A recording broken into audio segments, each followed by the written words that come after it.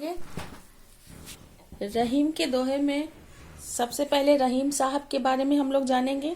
रहीम जी का जन्म 17 दिसंबर 1556 ईस्वी में लाहौर में हुआ था। उनका पूरा नाम अब्दुल रहीम खान खाना था। वे एक अच्छे रचनाकार थे, साहित्यकार थे।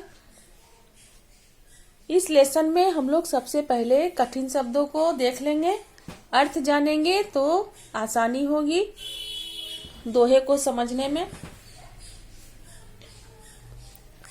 उत्तम अच्छा, प्रकृति स्वभाव, कुसंग बुरी संगति, विष जहर, व्याप्त प्रभाव, भुजंग सांप, निज अपना, व्यथा दुख, गोय छुपाकर, बाटी बांटना, तोड़ेऊ तोड़ना, राखो रखना, कारज काम, नीर पानी,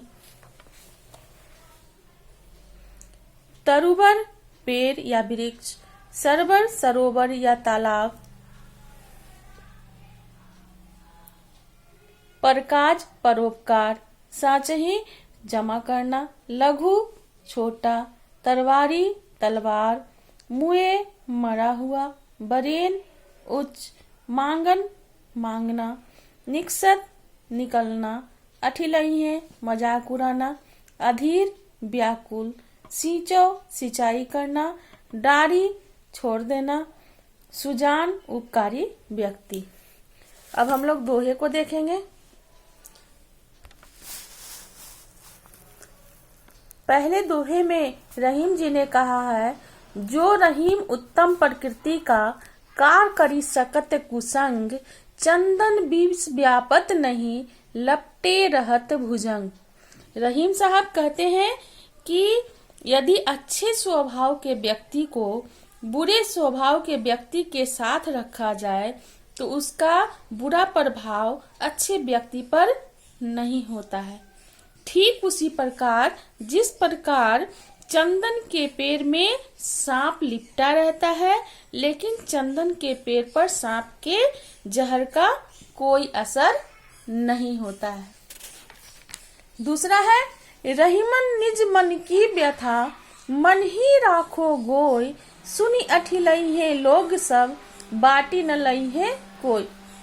रहीम साहब कहते हैं कि अपने मन की बातों को अपने मन के दुख को किसी के सामने नहीं कहना चाहिए, क्योंकि दूसरे लोग आपके दुख को सुनकर आपके बात को सुनकर आपका मजाक उड़ाते हैं, क्योंकि कोई भी आपके दुख को नहीं बांट सकता है।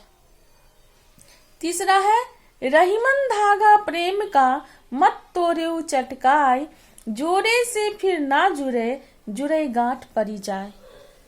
कहते हैं कि प्रेम रूपी बंधन को हंसी खेल में आसानी से नहीं तोड़ना चाहिए, क्योंकि एक बार टूट जाता है तो वह जुड़ता नहीं है।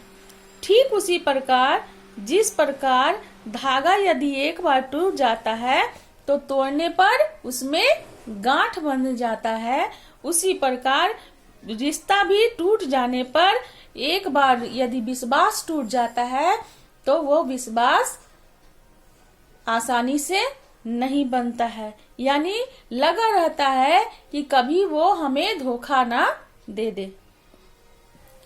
चौथा है, तरुवर फल नहीं खाते हैं, सरबर पिए न पानी, कही रहीम पर काज हित, संपत्ति संचही सुजान। कहते हैं कि पेड़ जो है ना अपने फल खुद नहीं खाता है, और तालाब जो है ना अपना पानी खुद नहीं पीता है। उसी प्रकार कह रहे हैं कि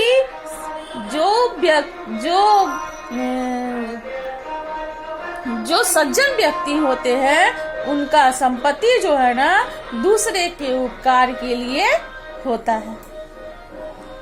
पांचवा है, रहीम देखी बरेन को, लघु न दीजे डारी, जहाँ काम आवे सुई, कहा करे तरवारी। रहीम साहब कहते हैं कि किसी बड़ी वस्तु को पाने के चक्कर में छोटी वस्तु का त्याग नहीं करना चाहिए, क्योंकि जहाँ सुई से काम होने वाला है वहाँ तलवार कुछ नहीं कर सकता है। इसलिए किसी को बड़ा या छोटा नहीं समझना चाहिए। सबका अपना अपना अलग अलग महत्व है, इसलिए सभी को एक समान समझना चाहिए। छठा है, रहीमन बे नर मर चुके जे कछु मांगन जाही, उनते पहले बे मुए जिन मुख निकसत नाही।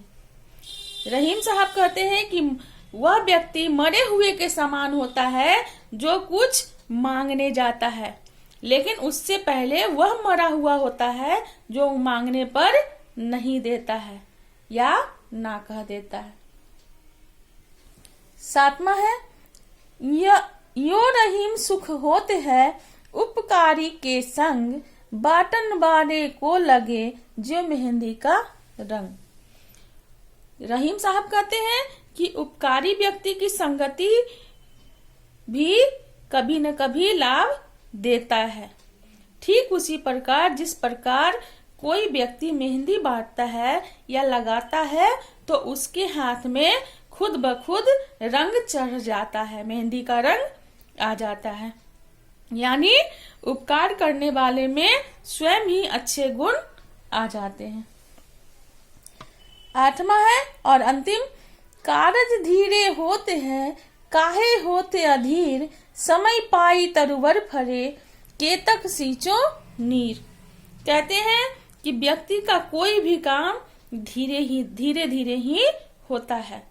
उसके लिए व्यक्ति को अधीर यानी व्याकुल नहीं होना चाहिए, क्योंकि सब काम समय पर ही होता है।